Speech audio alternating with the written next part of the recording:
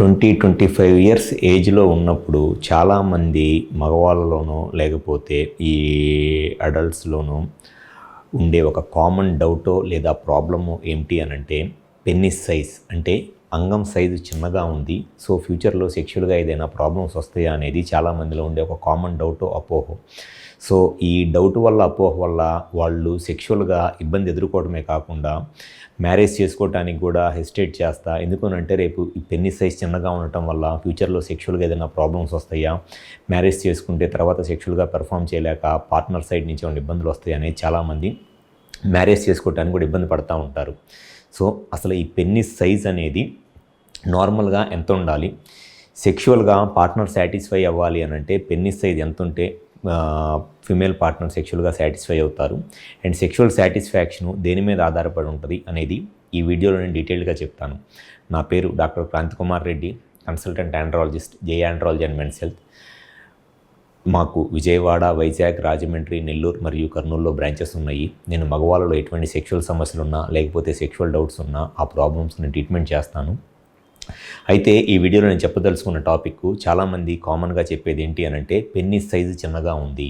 So అంగం size చిన్నగా ఉండటం వల్ల ఫ్యూచర్లో సెక్షువల్గా ఏదైనా ప్రాబ్లమ్స్ వస్తాయా అనేది చాలామంది మగవాళ్ళలో ఉండే ఒక కామన్ డౌటో లేకపోతే కామన్ అపోహో ఏంటి అనంటే ఈ మైక్రో పెన్నిస్ అంటే పెన్నిస్ సైజు చాలా చిన్నగా ఉంది కాబట్టి రేపు సెక్షువల్గా ఏదైనా ప్రాబ్లం వచ్చిద్దా అనేది.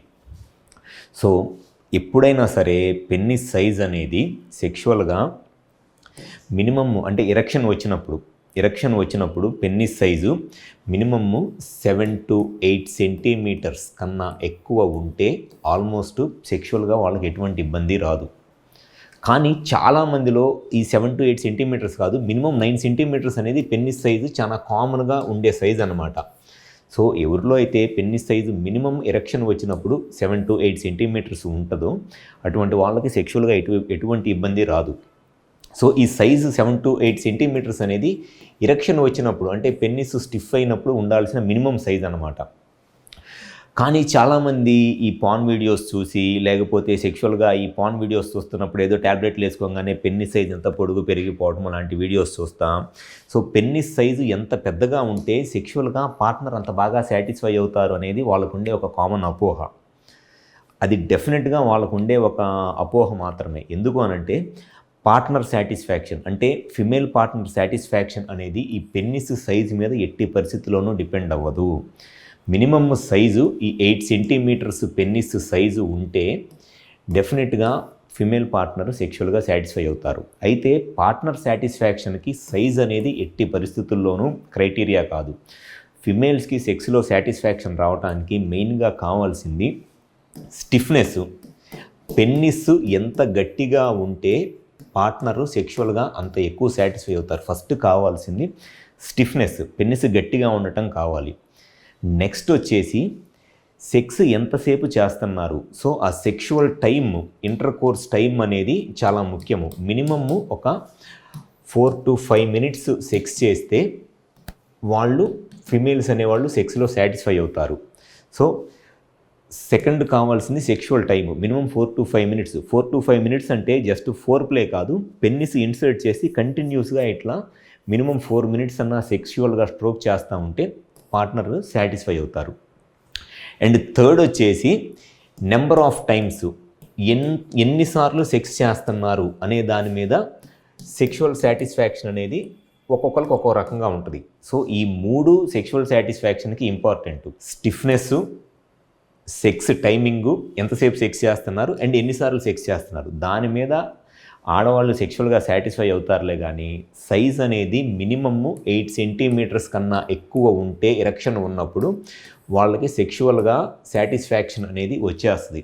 కానీ చాలామందిలో ఉండే అపోహ ఏంటి అని అంటే minimum 12 centimetres, 13 centimetres, 14 centimetres size ఉంటేనే అండ్ ఎంత పెద్దగా సైజు ఉంటే, ఎంత లావుగా ఉంటే అంత ఎక్కువ సాటిస్ఫై అవుతారు అని ఏదో వాళ్ళ ఫ్రెండ్స్ చెప్పిన దాన్ని బట్టో లేకపోతే ఈ వీడియోలు చూసిన దాన్ని బట్టో లేకపోతే ఆ పాన్ వీడియోస్ చూసి అపోహపడతా ఉంటారు.